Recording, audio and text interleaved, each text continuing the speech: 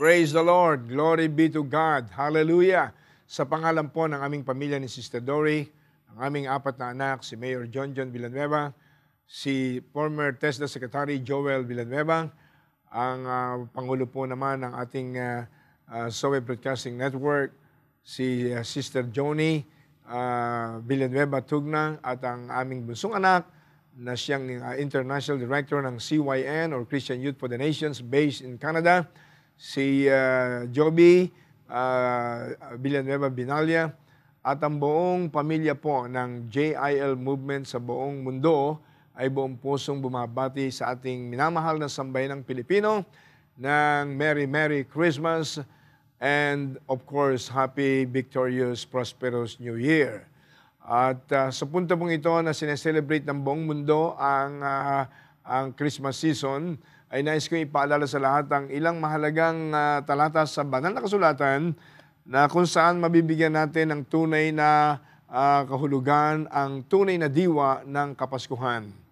Ito po sinasabi dito sa Isaiah chapter 7, verse 14. Therefore the Lord Himself will give you a sign. The virgin will be with child and will give birth to a son and will call him Emmanuel. Ano pong ibig sabihin ng Emmanuel? Makikita natin sa Matthew chapter 1, beginning verse 18 up to verse 25. This is how the birth of Jesus Christ came about. His mother Mary was pledged to be married to Joseph. Before they came together, she was found to be with child through the Holy Spirit. Because Joseph, her husband, was a righteous man and did not want to expose her to public disgrace, he had in mind to divorce her quietly.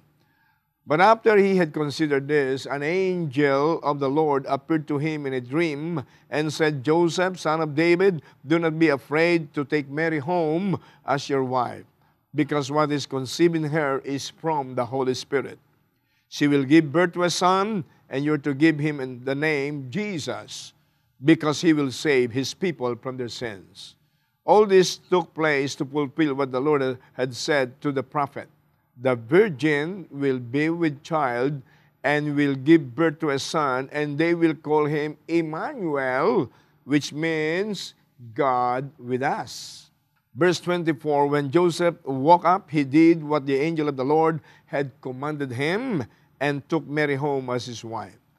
Verse 25, but he had no union with her until she gave birth to a son, and he gave him the name Jesus. Tinanggap po ni Joseph si Blessed Mary bilang tunay na asawa, binigyan ng karangalan sa mata ng lipunan.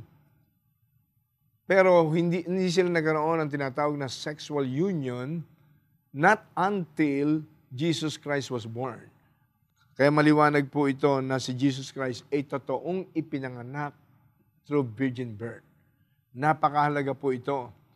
Meron mga nagsasabi pong mga religious groups all over the world na hindi raw totoo na si Jesus ay pinanganak ng isang birhing babae. Kung si Jesus Christ po hindi pinanganak ng isang birhing babae, hanggang ngayon wala pang kaligtasan ng sangkatauhan. Sapagkat lahat ng po pwedeng angkinin na sila ay Savior o tagapagligtas o Redeemer, kung hindi dumaan sa virgin birth, hindi sila exempted sa original sin. And therefore, wala hong qualified na maging Savior ng mga makasalanan na lahi ng tao. Kaya po si Jesus Christ lang ang sinabi ni Apostol Pedro, ang tanging pangalang ibinigay sa sinong ng langit na sukat ikaligtas ng tao, maliban sa pangalan ni Jesus. Yun po ang sabi ng Acts chapter 4, verse 12. At si St. Paul mismo po ay nagpatotoo rin sa 1 Timothy chapter 2 verse 5 that there is only one God and there is only one mediator between God and man, the man Christ Jesus. Ang Diyos na nagkatawang tao. Kaya nga po si Jesus Christ nung mamatay sa krus ng Kalbaryo, siya po ang naging qualified mediator. Sa kanyang vicarious death, hawak niya sa kanang kamay ang banal na Diyos. Ang kaliwang kamay niya ay ang makasalanang tao na nahulog sa kasalanan, muling itinali ng Panginoon. Doon sa krus ng Kalbaryo, nagkaroon ng ministry of reconciliation. Siya na walang kasalanan ay ginawang kasalanan upang kayo at ako na ipinanganak sa kasalanan ay maging katuwiran ng Diyos kay Kristo Jesus. Kaya ho ang tunay na diwa ng Pasko ay yung isinakripisyo ng Diyos Ama ang kanyang kaisa-isang bugtong na anak. Pwedeng ipanganak sa White House ng Amerika, Buckingham Palace ng Inglaterra, o Malacanang Palace ng Pilipinas, o isang mansion sa isang mansion, pinayagan niyang may panganak sa pasabsaban ng mga hayop upang turuan ang lahi ng tao ng virtue of humility. At makikita natin sa biblical history, at the age of 33, ay inihandog ng Diyos na nagkatawan tao ang kanyang buhay. Kaya po, si Jesucristo ay namatay para sa ating kasalanan. Ang dugo niya na walang original sin, exempted from original sin by virtue of His virgin birth, ay naging qualified po siya na the only Savior of humanity. Kaya ang Kapaskuhan po ay napakahalaga. Kung ang tunay na diwa ng Kapaskuhan, hindi commercialized Christmas, yung tunay na diwa ng Kapaskuhan, ang ating laging maalala sa ating buhay, ay makatitiyak po ako na maraming tao ay tunay na isusuko ang buhay kay Jesus, sapagkat iyon po ang susi para tayo mapatawad sa kasalanan, maligtas sa kaparusahan sa impyerno, at magtamo ng buhay na walang hanggan. Kaya ang central text po ng Banal na Kasulatan, John 3:16, gayon na lamang ang pagsinta ng Diyos sa sanlibutan, ibinigay niya ang kanyang kaisa-isang bugtong na anak. Namatay sa krus ng Kalbaryo, tatigis o dumaloy ang kanyang banal na dugo na walang original sin. Yung dugong iyon ang nakapag-aalis ng kasalanan at nagsisira ng kapangyarihan ng kaparusahan ng kasalanan. Sino man sumampalataya sa Kanya, huwag nang mapahamak, kundi magkaroon ng buhay na walang hanggan. Kaya pag tinanggap natin si Jesus, tumatanggap tayo ng adoption paper or immigration paper as citizens of heaven.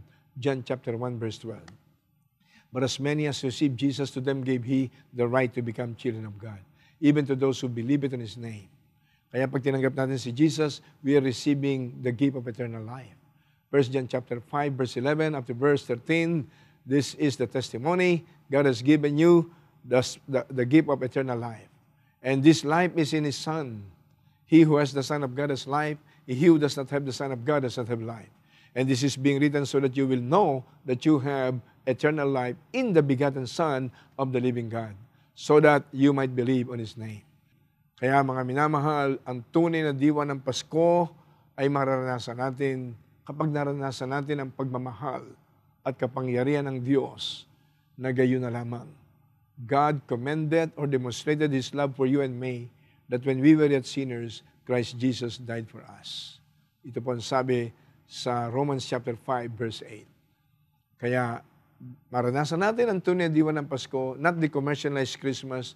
Maraming tao pag walang hamon, keso de bola, o magandang regalo, ay parang walang diwa ang Pasko. Ang tunay na diwa ng Pasko, maranasan natin ang pag-ibig na gayon na lamang ng Diyos na buhay, na ipinakita niya nung isakripisyo niya ang kanyang bugtong na anak na si Jesus. Tanggapin natin ang Panginoon, mabubuksan ang langit sa atin, at magkakaroon tayo hindi lang ng kapatawaran, kung hindi buhay na walang hanggan at karapatang maging anak ng Diyos. Kaya sa aming minamahal na sambayan ng Pilipino, mula sa puso ng Diyos, sa pangalan ng ating Panginoon, Merry, Merry Christmas, maligayang Pasko po sa lahat, at angkinin natin si Jesus Christ na ating kaisa-isa at tanging tagapagligtas, tanging Panginoon na Diyos na nagkatawang tao. God bless you even more.